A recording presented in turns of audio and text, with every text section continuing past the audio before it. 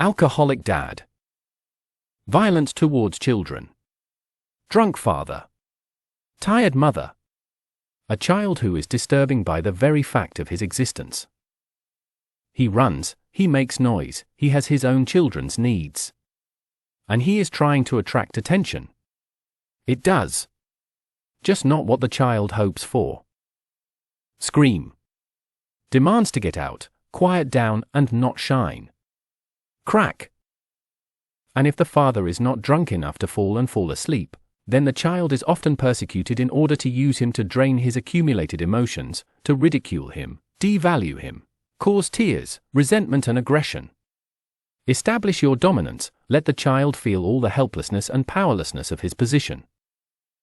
They themselves are anxious, sometimes not feeling their worth for many years, which often leads to alcohol addiction.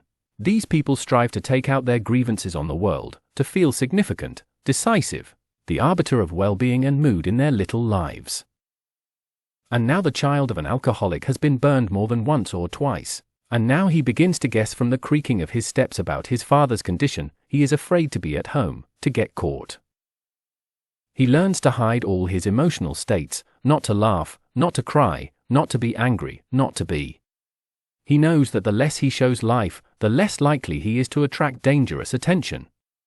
He learns to endure pain, since it is often not as terrible as bullying. He feels his body worse. He is afraid of other people's emotions. Growing up, such a person, if he manages to compensate and even become very socially successful, still continues to carry within himself the attitude, being is not safe. And just as he repressed the expressions of his emotions in childhood, he learns to believe that his childhood was normal, quite ordinary. If someone has problems, then there is no point in pointing at the parents. Come on, what violence? A couple of slaps, because admitting everything that happened and feeling again in the place of that little child seems unbearable.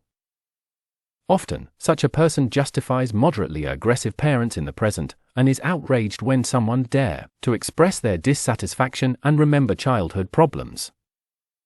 Devaluing someone else's negative experience is an attempt to close yourself off from your own feelings and memories. These are the thoughts that were brought to my mind by 2 client cases in a row and reading the comments under an article by one of our colleagues.